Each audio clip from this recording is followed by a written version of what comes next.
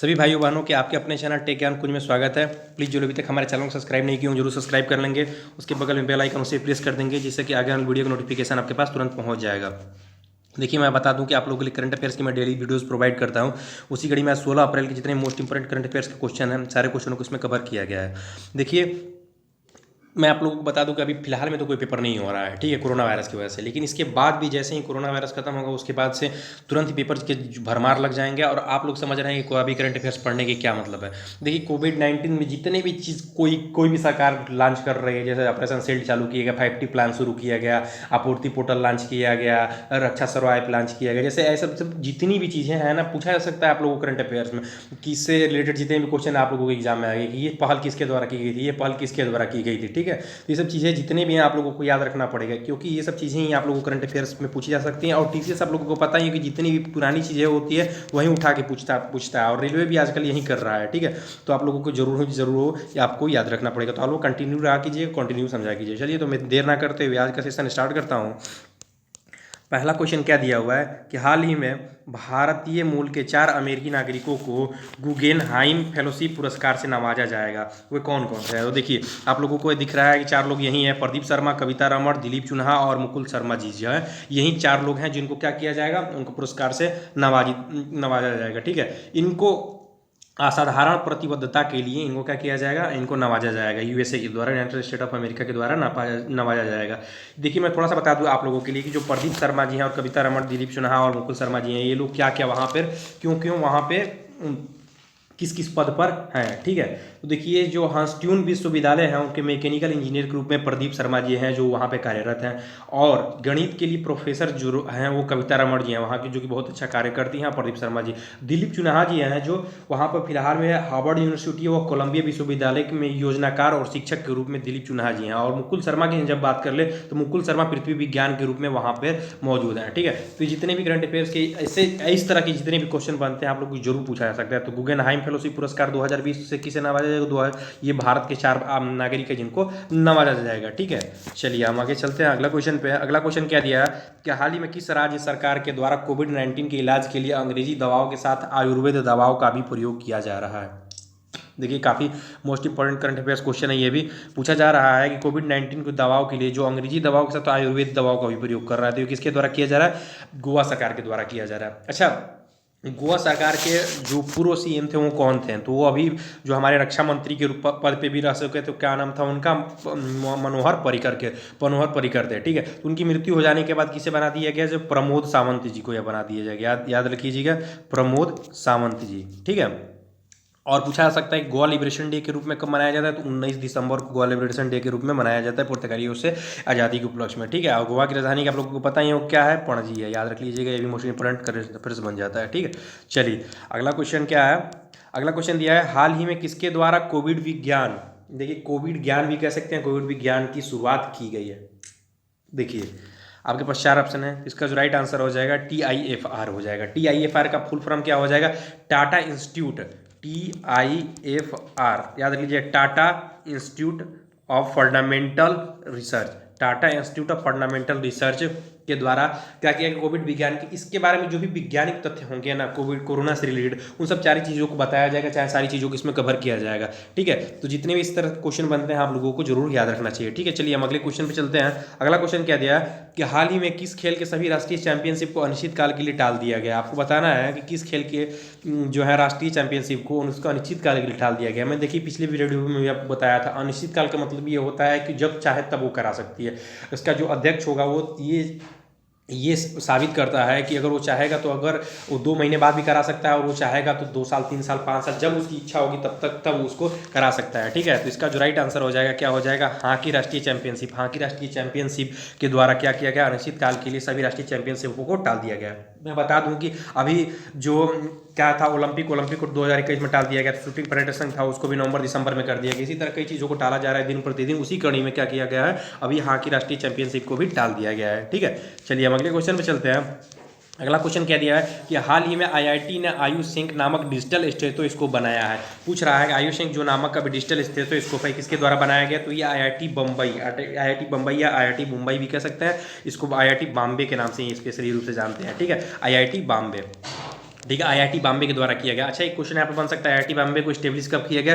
तो 1958 में आईआईटी बॉम्बे को क्या किया गया था? स्टेब्लिश किया गया था। बहुत इंपॉर्टेंट करंट अफेयर्स बन जाता है, तो इसे आप लोग जरूर ध्यान रखा कीजिए। ठीक है, चलिए हम अगले क्वेश्चन पे चलते हैं। अच्छा, इसमें थोड़ा सा मैं जानकारी दे दूँ आप लोगों को कि आयुष्मान की यह है क्या। देखिए, इसमें जो है ना कि स्टेथोस्कोप के बारे में जानकारी दी गई है कि इसमें जो डॉक्टर थे वो क्या करते थे, मरीजों के पास जाते थे तो उसके बाद उनका हार्ट बीट के बारे में जानकारी लेते थे, तो इससे उनके संक्रमण फैलने के काफ़ी ज़्यादा खतरा उत्पन्न होने के बारे में हो जाता था। ठीक है, लेकिन अभी इसके बाद जो किया गया है, जो आयुष्मान नामक एक चालू किया गया है, डिजिटल स्टेथोस्कोप बनाया गया है, इसके में दूर से ही क्या किया गया, हार्ट बीट जानकारी प्राप्त कर सकेगा डॉक्टर। ठीक है, तो ये बहुत अच्छी पहल है आईआईटी बॉम्बे के द्वारा। चलिए हम अगले क्वेश्चन पे चलते हैं। अगला क्वेश्चन क्या दिया हुआ है कि हाल ही में आईएमएफ ने भारतीय जीडीपी दर कितना रहने का अनुमान लगाया है। पूछ रहा है हाल ही में भारत की आईएमएफ के द्वारा जीडीपी तक कितना रहने का अनुमान लगाया गया, तो इसका जो राइट आंसर हो जाएगा 1.9%। मैं बता दूं कि देखिए, आप लोगों के लिए डेली मैं बताता हूं कि कोई ना कोई अभी जीडीपी दर हर भारत के अभी कोरोना की वजह से जूझ रहा है, चाहे पूरे विश्व जो जूझ रहा है, उसमें अपनी अपनी जो भी कंपनियां चाहे संस्थाएं वो अपना अपना मत प्रदर्शित कर रही थी कि इतनी अर्थव्यवस्था भारत की, चाहे इतनी जीडीपी दर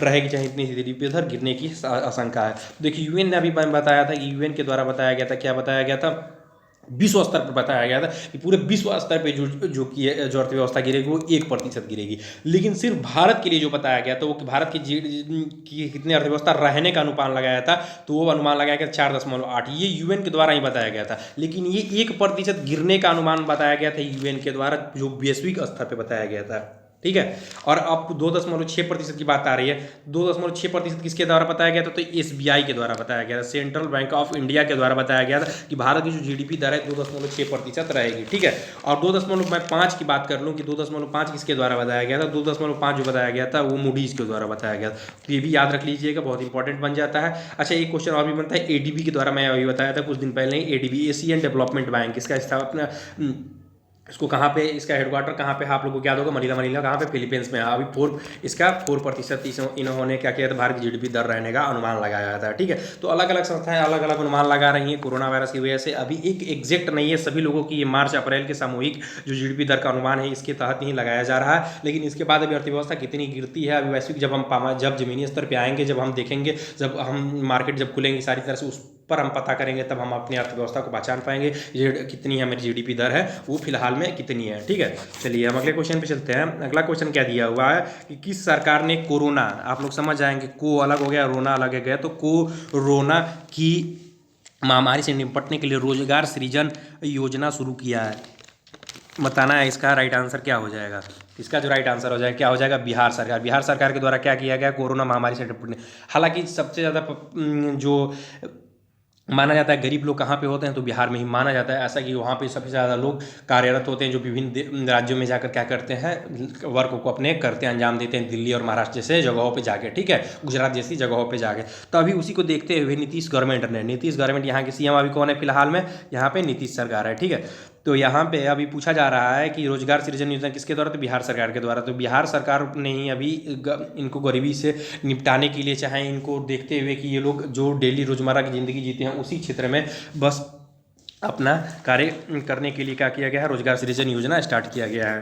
ठीक है, अगला क्वेश्चन क्या दिया है, हाल ही में किस राज्य सरकार के द्वारा कोवेट रोबोटिक्स शुरू किया गया है, तो किसके द्वारा शुरू किया गया है, तो अभी फिलहाल में झारखंड सरकार के द्वारा क्या किया गया, कोबोट रोबोटिक्स से शुरू किया गया। कोबोट रोबोटिक्स है क्या, इसमें देखिए आप लोगों को पता होगा कि जो डॉक्टर अपना इलाज तो करता है संक्रमण, जितने भी कोरोना लोग संक्रमित हैं, लेकिन उसके बाद दवा चाहे खाना भोजन आदि जो भी मेडिकल इक्विपमेंट्स हैं उसको पहुंचाने के लिए डॉक्टर को या नर्स या चिकित्सा कर्मी को ही जाना पड़ता था। लेकिन उसी को देखते हुए क्या किया झारखंड सरकार ने, कोबोट रोबोटिक्स एक रोबोट का क्या किया है, बनाया है, जिसके बारे में ये बताया गया है कि वो जितने भी खाने मेडिकल इक्विपमेंट्स वगैरह हो गए, सिर्फ डॉक्टर इलाज करके चला आएगा, उसके बाद जितनी भी चीज़ें होगी रोबोट के द्वारा वहाँ पे पहुँचाया जाएगा। मैं बता दूं कि आप लोगों के लिए, देखिए हर सरकार जितनी पहल कर रही है उस सब आपको बारे में जानकारी लेनी चाहिए। मैं थोड़ा सा वीडियो बड़ा हो जाता है इसीलिए नहीं बताता हूँ। अभी दिल्ली सरकार के द्वारा क्या किया, ऑपरेशन शील्ड स्टार्ट किया गया था। ठीक है, इसी के द्वारा 5T प्लान स्टार्ट किया गया, तो उत्तर प्रदेश के द्वारा पूर्ति पोर्टल या उत्पाद पोर्टल की स्थापना की गई। तो ये सब जितनी भी चीज़ें हैं आप लोगों को मैं बताता हूँ डेली, आप लोग डेली करंट अफेयर्स वीडियोस देखा कीजिए, जिससे कि आप लोगों को किसी प्रकार का प्रॉब्लम फेस ना करना पड़े। चलिए मैं अगले क्वेश्चन पे चलता हूँ। अगला क्वेश्चन क्या दिया हुआ है कि 2020 की एशियाई महिला मुक्केबाजी की मेजबानी कौन सा देश करेगा। देखिए 2020 की बातें कर रहा है। देखिए इसको अभी ये भी चीज़ इसमें बताया गया है कि कोरोना वायरस की वजह से अगर निपट लिया जाएगा तब इसकी 2020 में मेजबानी किया जाएगा, अन्यथा इसकी मेजबानी 2020 में नहीं किया जाएगा। ठीक है, मैं अभी पिछले वीडियो अभी इसी वीडियो में मैं बता चुका हूँ कि काफ़ी ज़्यादा कोरोना की वजह से काफ़ी ज़्यादा गेम्स को क्या किया जा रहा है, टाला जा रहा है। उसी कड़ी में क्या किया जाएगा, बाहिला मुक्केबाजी जो है उसको मेजबानी करने की बात कर रहा है तो भारत के द्वारा किया जाएगा। ये कब किया जाएगा, तो नवंबर दिसंबर में किया जाएगा, याद रख लीजिएगा। लेकिन हाँ, तभी किया जाएगा जब कोरोना महामारी में पूरी तरह से इस पर काबू पा लिया जाएगा। ठीक है, चलिए हम अगले क्वेश्चन पर चलते हैं। अगला क्वेश्चन क्या दिया हुआ है, भारत की कौन सी मिसाइल बिक्री की मंजूरी अमेरिका की तरफ से दी गई है। तो किसके कौन सी मिसाइल मंजूरी को दी गई है, तो सुखोई दिया गया, टॉर्पीडो लाइट वेट दिया गया, हार्पून एयर दिया गया, बी और सी दोनों दिया गया। तो इसका जो राइट आंसर हो जाएगा क्या हो जाएगा, अभी भारत को मंजूरी दे दी गई है अमेरिका के द्वारा, टॉर्पीडो लाइट वेट व हार्पून एयर लॉन्च किया गया है। ठीक है, ये दोनों मिसाइल की मंजूरी किसके द्वारा दे दी गई है, अभी अमेरिका के द्वारा दे दी गई है। इसमें क्या किया गया है, 155 मिलियन डॉलर के बारे में